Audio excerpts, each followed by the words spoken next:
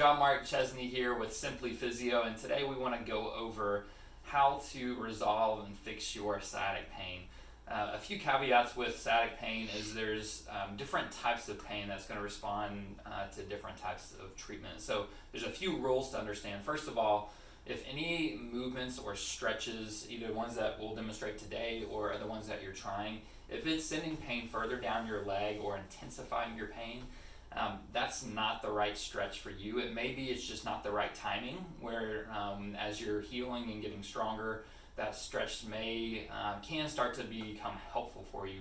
But if anything's spreading the pain further down your leg, then you need to really stop because you could be doing more harm than good. And if that's happening, if you can't find any type of movement or exercise that's not spreading the pain down your leg, then I encourage you to seek out a healthcare practitioner, a physical therapist, your doctor to get some help ASAP.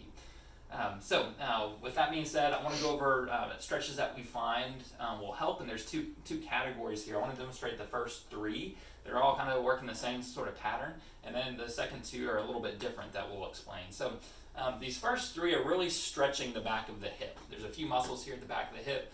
The piriformis muscle is a muscle that connects from the hip bone to your sacrum, or to the middle part of your pelvis. And the sciatic nerve runs right through or right over or under that muscle, depending on just your individual anatomy. And so when that muscle gets tight, it can lead to more tension along the sciatic nerve. So let me show you the best way that I find to stretch the piriformis. First, lying down, what you want to do, the side you want to have stretched, you want to have it up on your other knee. So there's a few ways that you can do this. One is if you reach through, so I'm holding on to my right leg here, and then I'm pulling both my legs up towards my chest. You should feel a stretch here on the side of the hip. So you're going to be stretching the piriformis there. Usually hold 20 to 30 seconds. You can relax your head down.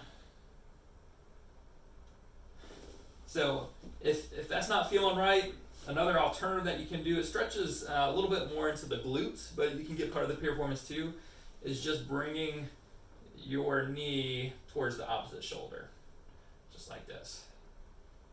So it'll be a slightly different area, a little bit more glute, but some of that piriformis as well. Both these stretches you can do seated as well. So the seated version is crossing your leg, keeping your back straight, and then hinging from the hips till you feel that stretch. So that's the first one that I demonstrated laying down, or bringing this hip across to your opposite shoulder. So that's the piriformis stretch right there. So the second one we got is the hamstring stretch. So as the sciatic nerve runs down the leg, it's going to run typically back down the back side of your leg as far as where you'll feel the pain, but it's where the nerve does run a little bit more towards the outer side. And so the hamstring muscle can get really tight and tense when that happens. And so doing just a light stretch to the hamstring, start off easy. Don't stretch super hard. The nerve can also be sensitive to the stretch, so just work easy into it. But a good hamstring stretch. I like lying on your back again, so your back is well supported on the mat. You can have, if I'm stretching this left side, you can have this other leg all the way flat, or you can have it bent, whichever is more comfortable. And then we want to straighten this leg, and then try to keep the knee pretty straight, and then pull it up into the air. And you should feel a stretch a little bit further down, sometimes right here behind the knee. That's the hamstring stretch. If that is really sensitive or painful, a slight modification, which works a little bit of the hamstring, a little bit more of the nerve, what you can do is just a light lifting of the heel. So this is actually more of a sciatic nerve, like flossing technique.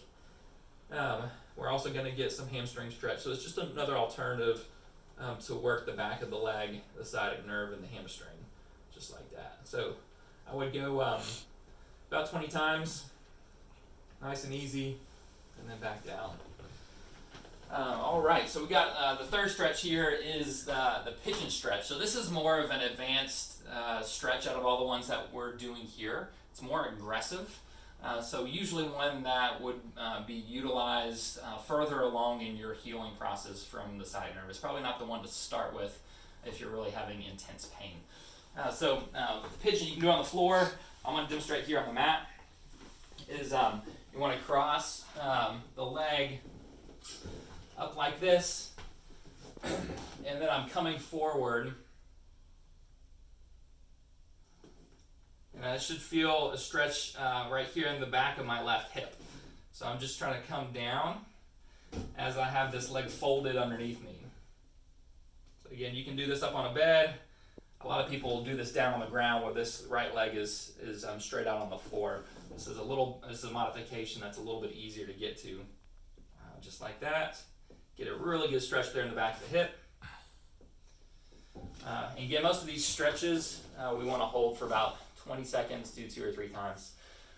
So the next two, if these 3 aren't working for you, if your pain's just really sensitive and there's sending pain further down your leg, then what I would recommend is look at these next 2 alternatives. So the first one is a lower trunk rotation, and then the second one is the prone press up. So for the lower trunk rotation, you're going to be on your back, knees bent in a comfortable position, and you're just letting the legs go side to side. So we're getting more of a stretch into the back, right there where the sciatic nerve really exits from the spine.